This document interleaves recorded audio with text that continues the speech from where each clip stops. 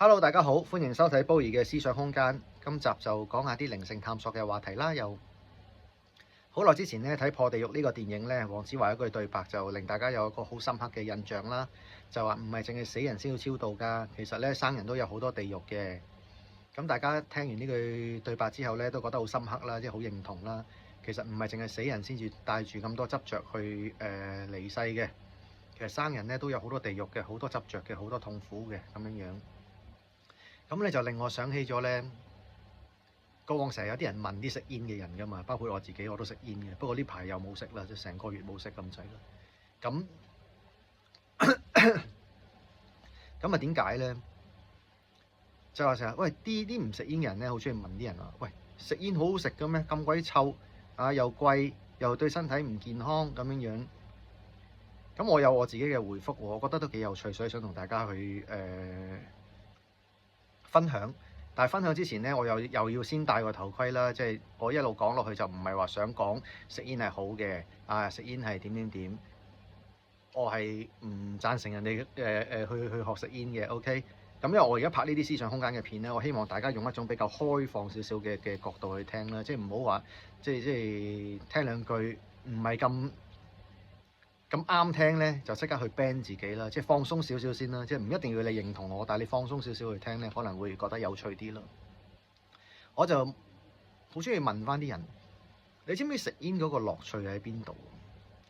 食煙嘅樂趣，首先你要先上癮，同你做呢個社會上面做任何嘢都係一樣嘅，你一定要先上癮先。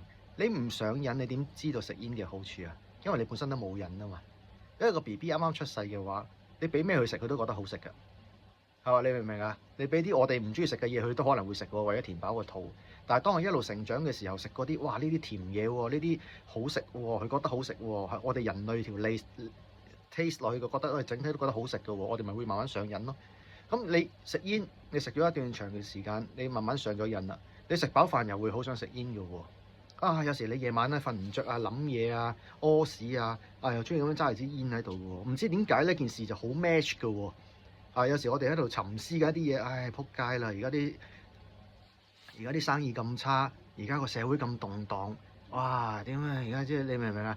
或者你同朋友吹水啊咁樣，幾個喺度企埋一齊打邊爐喺度食咁樣，又係好舒服噶喎。去酒吧飲下酒啊，打邊爐飲下啤酒啊，喂，真係你又食支煙咧，又真係好好配喎。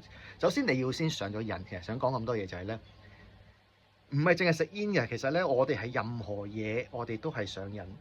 即係例如話，我哋中意食甜嘢啊，成啊嗱，食甜嘢係絕對會上癮啦。呢個大家唔需要講啦，唔關咩靈性事啦，係科學嘅嘢嚟㗎啦。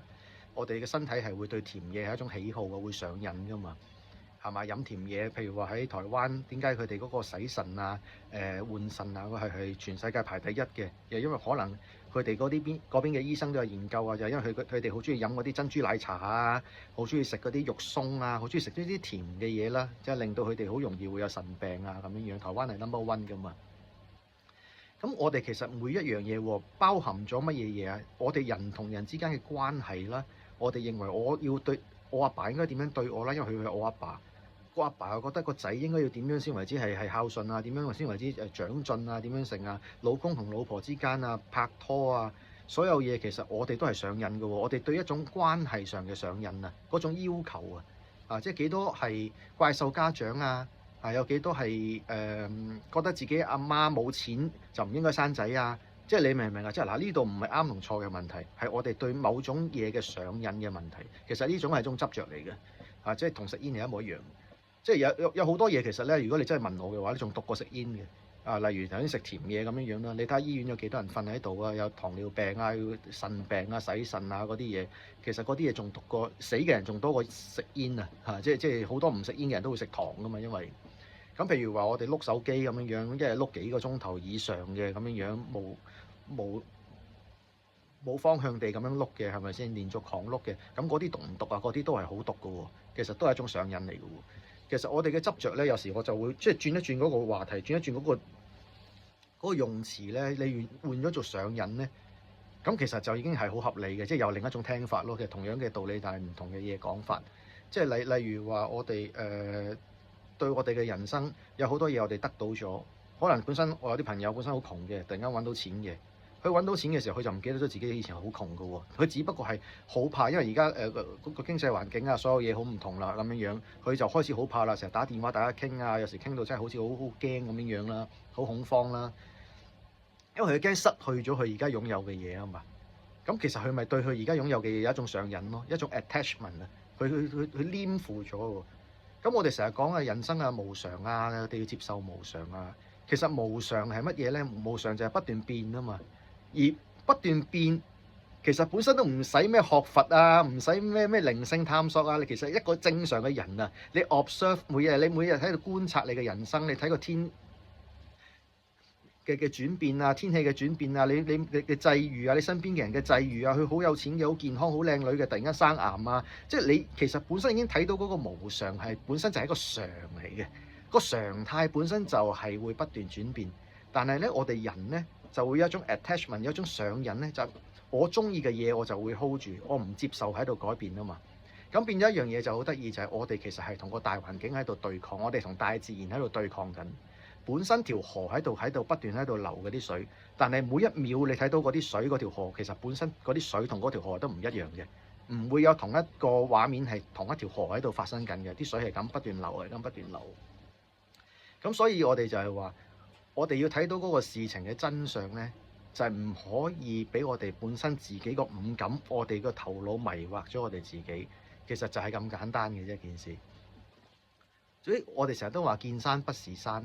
就係話，喂，我哋其實咧每樣嘢好肉緊，我哋每樣嘢覺得係好執着，或者我係好想要嘅嘢咧，我好 feel good 嘅嘢咧，其實咧轉個頭一定會冇咗嘅。爭在你啊，你好彩咪俾你玩耐啲咯，你唔好彩嘅話，其實你啲錢都未袋亂，可能都冇啦，係咪先？啲錢都未袋亂，原來你已經有生癌啊，你可能有意外啊，好多咁樣嘅問題出現啦。啊，咁所以我哋對啲嘢上癮咧，就嘅修行咧，就唔係話對外界去追求一啲嘢，係慢慢咧，你將所有嘢咧轉向心入邊度去自己探索自己嘅，自己就係自己嘅醫生嚟嘅。即係呢條路咧係非常孤獨、非常孤單嘅。點解我會選擇拍片咧？有時咧就我就叫做話，我呢啲嘢冇得同人分享嘅。即係好老實，你1萬個人入邊度咧，可能都未有1-2個咧會聽得明你想講乜嘢啊。聽得明亦都唔需要講啦，即係大家可能一個明白咁樣就已經係一個默契，就已經 OK 嘅。冇呢個默契亦都冇所謂，因為本身所有嘢其實就係自己喺度研究緊自己啫嘛。好似嗰個印度嘅靈性大師 Sadhguru 咁樣，佢有一個比喻好得意，我覺得都好有趣，就係話我哋人咧，我哋買一個電器咁樣，譬如買個雪櫃、買個電視，佢都會有個說明書俾我哋嘅，教你點樣用呢個電器啊，或者呢個手機咁樣。但係我哋人咧，就唔識得自己係點樣運作嘅，我哋冇一個說明書俾自己嘅，學校亦都冇教我哋嘅，我哋係要自己不斷去體會啊，不斷去挫敗啊，我哋慢慢咁樣先知道到底我哋發生咩事。但係絕大多數嘅人咧，由生到死，其實佢自己都唔知發生緊咩事嘅。我哋個頭腦係點樣運作啊？我哋所謂睇到嘅真實到底係乜嘢啊？啊，呢啲全部都係我哋頭腦不斷喺度話緊俾我哋聽嘅喎，而我哋不斷就係去覺得係真實，不斷係不斷自己喺度洗腦，係嘛？即係你試想一下，一個人天生係盲嘅，即係一生出嚟就盲嘅，佢個五感就係冇咗一個噶啦，即係嗰四感俾我哋少咗隻眼，佢嘅世界完全同我哋係唔一樣嘅。咁到底邊個睇到嘅世界係真實咧？其實大家都唔真實嘅喎，我哋只可以講就係話呢個係我哋人類可以體會到嘅一個所謂世界係人間，但係呢個絕對唔係真實嘅喎。咁所以我哋慢慢睇到，原來越多嘢都係，咦？我睇到嘅並唔係真實嚟嘅喎，但係我又活緊喺呢個世界喎。啊，佢好得意喎，個感覺就好似你不斷喺度重疊緊喺一個真實同虛幻、真實同虛幻咁樣，好似 Matrix 嗰個角色咁樣，佢叉住咗個牛扒。其實佢係醒覺咗嘅喎，佢望住牛扒，我明知呢個牛扒係假嘅，但係我食落口嘅時候，我真係覺得佢好好味，而我真係好享受呢種感覺。咁呢個咪就係一種叫做話見山是山，見山不是山。佢而家就係見山還是山啦。我明知道呢塊牛扒係假嘅，但係我都係好享受食佢嗰種感覺。咁所以我哋就係話修行，永遠就係話唔好喺出面度不斷去捉不斷去捉一啲方法，成開頭會嘅，即係我自己都會嘅，可能學下點樣打坐啊、冥想啊，呢樣又八卦下，嗰樣又八卦下，都發覺自己都知嘅，其實發覺到原來嗰個只不過一個技能，我又識多咗一樣嘢，而同我自己個內心咧係完全冇關係嘅。啊，當我話俾自己聽，我唔應該再八卦落去啦，我將全部嘢轉向自己內心嘅時候，向自己內心不斷探索嘅時候。個答案就自己原來一直都喺度嘅喎，即係例如話，我每樣嘢都可以用個頭腦去諗到好盡嘅喎，即係喺自己嗰個思維入邊嗰度，好似頭先所講，喂，人哋問你食煙有咩好食啊？食煙有咩好食？本身其實係串緊你噶嘛，屌你班友仔食煙有乜嘢好食啊？咁乸臭，又貴又傷身，我又搞到我要食二手煙。但係呢句説話，我又會自己喺度諗到底食煙有咩好食咧？係喎，食煙真係好好食喎。即係你問我，如果唔係因為會貴啦，食咗會身體唔好，會生癌啦，會害到身邊嘅人啦，其實我真係覺得食煙好好食嘅喎。當你上咗癮嘅時候，咁點解咧？咁我就一路追住條路啦。我食煙覺得好食，因為我上咗癮。我上咗癮咧，我身體需要個尼古丁，同埋我習慣咗呢個動作。每次我食飽飯嘅時候咧，就會覺得咁樣吹幾下咧就好舒服。即係不斷自己喺度諗翻轉頭，其實你諗翻你每一樣嘢，你好唔開心或者你好肉緊嘅嘢咧，其實你追翻條路上去咧，你會知道點解自己會上癮嘅。咁所以就係話，即係譬如話你一個關係入邊好肉緊嘅，我見到有啲朋友咧結婚咧好乸慘嘅，好乸慘啊！啲老婆或者咩嗰個控制欲係好強嘅咁樣，咁你可能又會慢慢諗下咯。點解控制強啊？咁有啲心理學又喺入邊咯。可能佢本身咧就好焦慮點，可能佢有好多種細個嘅時候嗰個家庭係點樣成長，你可以追溯翻好多嘢嘅。當你慢慢習慣咗向自己咁樣去追溯嘅時候咧，呢個人諗嘢咧就會清晰咗好多嘅。而你喺個社會度生活或者你工作上所有嘢咧，你就好少會俾佢牽動你嘅情緒，牽動得咁犀利咯。但係呢個都唔係修行嘅重點嚟。修行對我嚟講咧，如果仲有修行呢兩個字好講嘅話咧，其實都係對自己呢生人入邊度咧，好似去揾一個答案咁嘅啫。好啦，咁今集係咁多，thank you。